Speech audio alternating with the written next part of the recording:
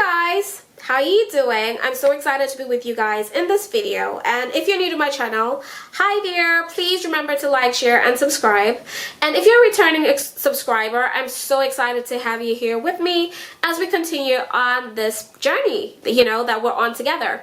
So guys, in today's video, I'm going to be sharing with you guys about what they do not tell us when we're on our feminine journeys. So basically, I'm going to be sharing with you guys the information or the knowledge that I have acquired now that I wish I was told beforehand as I got onto my feminine journey. First things first, when you're on your feminine journey, you often discover that the journey itself is a long-term process. So the feminine journey is a journey that is a lifelong process. You will discover that you're constantly learning. Just when you feel like you have reached this pivotal moment where you feel like I have acquired so much information, you will discover that there is so much more that you are not aware of. So it's a process that you continue to learn over and over, and just when you feel like I have reached a certain height or I have reached a certain level of knowledge, you discover that there's so much more that there is to learn. So it's a lifelong process. If you're going to get on this journey, know that you will continue to be a learner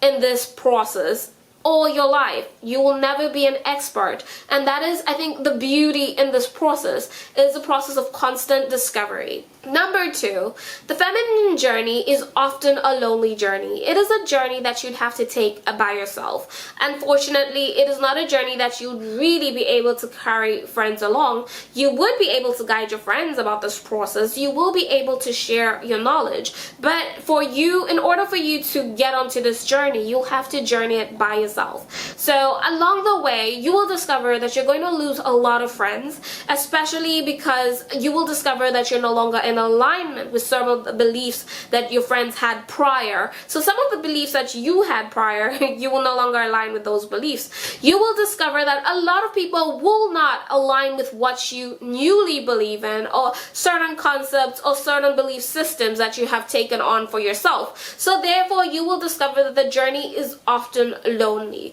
And if you are to assimilate a lot of information and a lot of knowledge, you will discover that you will need to partake on this, and you would have to do this by yourself. The third thing, you will discover that the feminine journey, or the journey to femininity, is often a journey that is quite costly, right?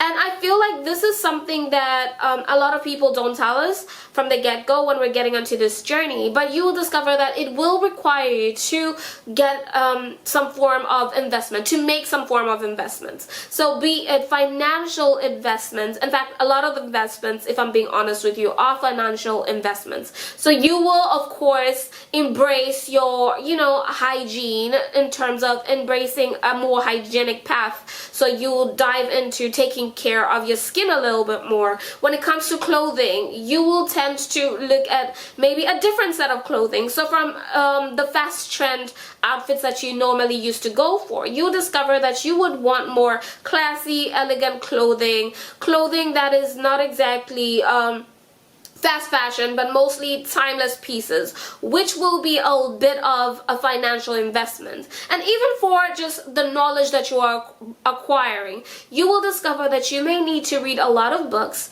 and mostly if we're going to be purchasing books that will require financial investments, if you're going to have a coach that will require a certain level of investments. So the feminine journey is a journey that you'd have to partake on, understanding and knowing fully well that you will need to make financial investments. But this is not something that should scare you, because at the end of the day, there's always a way to getting things done. So if you're not able to purchase maybe a certain book at a time, you'd be able to find groups that actually do support you on this journey, and maybe be able to access books through those people. So there's always a means and ends. There's always a way to get certain things done as you're on this journey. Number four, as you're on your feminine journey, you will discover that you will have to get rid of certain belief systems that you initially had. So this comes to a point where you will have to make certain sacrifices, right? right? You'd have to get rid of certain beliefs, certain activities that you were into. You have to stop certain trends that you were into. You have to get rid of the old you and embrace the new you. So it is a journey that requires you to initially make a lot of personal sacrifices. It is a journey that will test you. I won't lie, I personally have had moments where I am with myself, I am feeling broken because one, I'm lonely, one, I can't do certain things that I normally did before in the past, and now I have a different outlook on life, and sometimes I'm not in a space where I'm willing to do those particular things at the moment, but because I've dedicated myself to this journey, I have to stay consistent.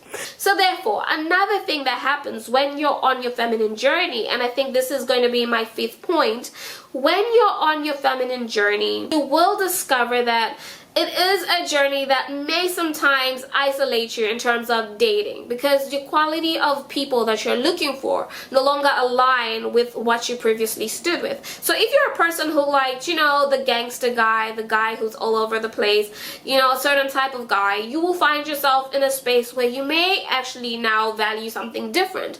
And it's not always the case in terms of like certain people. Other people will embrace certain aspects of the feminine journey. So keep in mind, whatever it is that I'm sharing, I'm basically sharing from my knowledge base, what I have gotten to understand, what I have acquired in terms of information, understanding, and all that. You will discover that certain men that were appealing to you in the past are no longer the type of men that are appealing to you.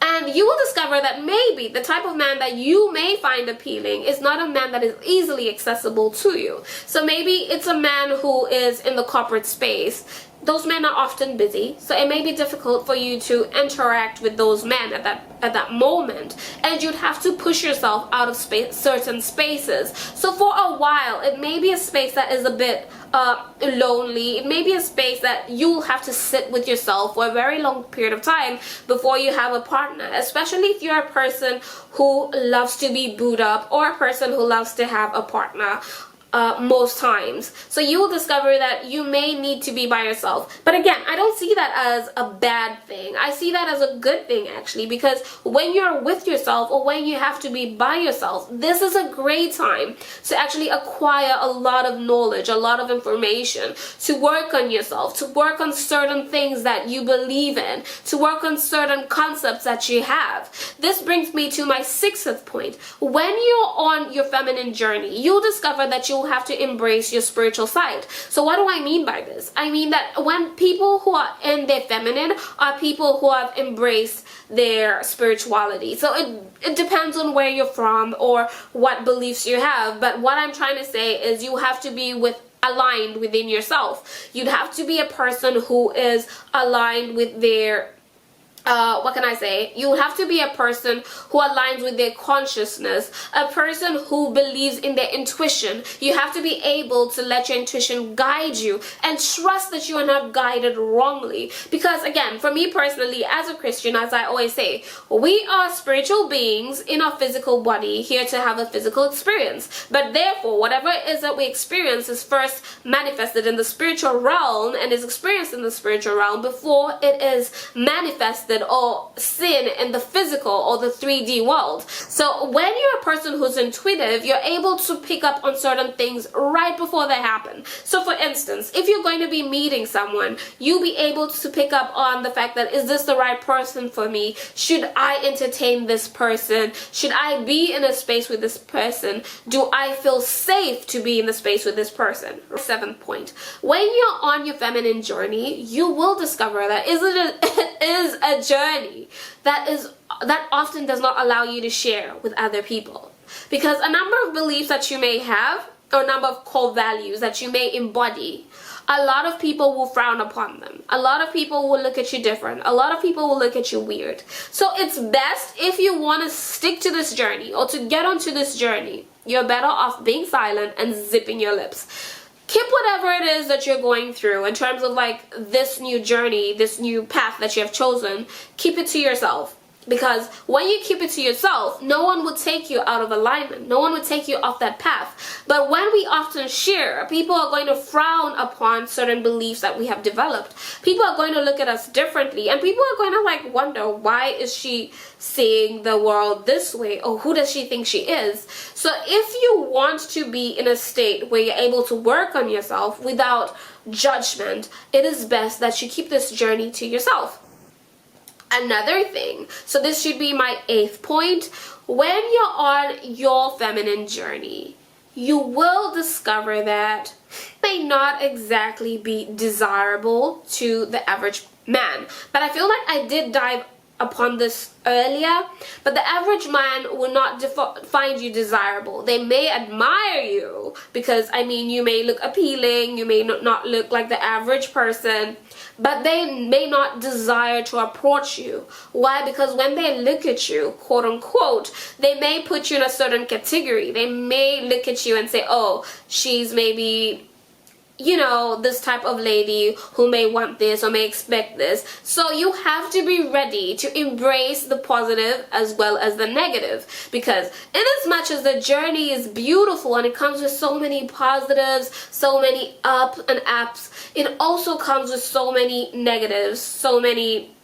tags that may not be necessarily appreciated, or certain tags that we may not want to be, you know, that we may not want to attach to ourselves, but are things that we're going to experience along the way. Now, I'll make this my 9th, possibly my last point. If not, if I have a bonus point, I'll share it as my 10th.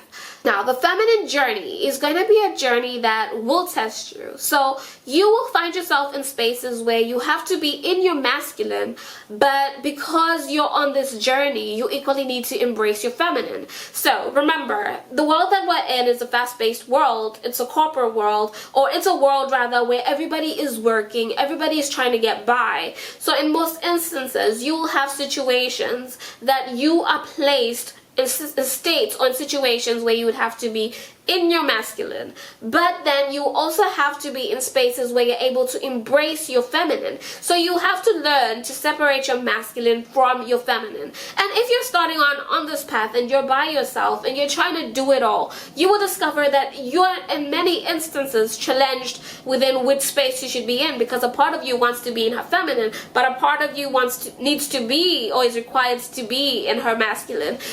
Okay, so sorry guys, my camera had actually gone off. So basically my last and final point will be on how your feminine journey is basically going to test you in terms of you separating your masculine from your feminine. You will have to learn to teach yourself to be able to leave both in your masculine and equally leave within your feminine energy, and how to leave within that space harmoniously. In as much as we're trying to be on our feminine journeys, we have to understand that we live in a world where we are required to one day or to sometimes step into our masculine in order to get things done. So remember, the doing energy is the masculine energy, right? And sometimes, especially if you're in a space where you're required to work, you're in a space where you're required to, you know, have a formal job, you're required to run a business, to run a company, you will need to step into your masculine state. But when you're on this journey, you have to teach yourself to separate your masculine from your feminine. You have to teach yourself to know when to step into your feminine and when to step into your masculine, and when to step out of those shoes. And there's also a way that you can learn to incorporate both your feminine and your masculine, because in as much as the masculine is a doing energy, the feminine is actually a great space to get certain things done. Sometimes when you're within your feminine, you achieve so much more than you would actually think you'd be able to achieve in comparison to when you're in your masculine. But let's say you're a CEO of a company and you need certain work done. Sometimes you would need to wear those big shoes, get into your masculine, get that work done, then step back into your feminine. So this is something that could be sometimes very difficult, because a lot of people are placed in positions where they're in their masculine for so long, they forget to gravitate back to their feminine And so sometimes you find you're feeling tired, you're feeling overwhelmed. At least for me personally, I'd say when I'm in my masculine for so long, I feel overwhelmed, I feel exhausted, I feel tired. That way I prefer when I'm in my feminine. But there's certain instances where life will require me to be in my masculine. So in as much as we're on this feminine journey, we will equally be stepping into our masculine state. We will have so many instances that will require us to step into a masculine.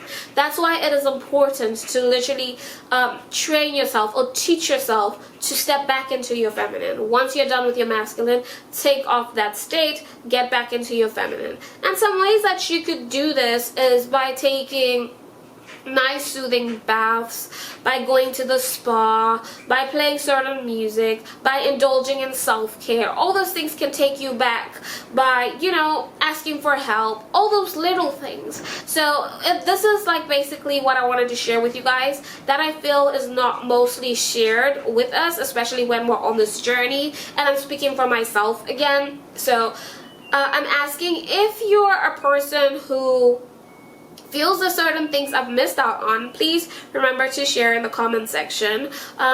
If you're a person who feels there's so much more input that you could give, I personally would appreciate it, because this is a journey where we're constantly learning and we learn from each other, right? We learn through our experiences and through what others have before us have experienced. So I appreciate you guys. Thank you all for coming through and for literally being part of this channel even as we grow.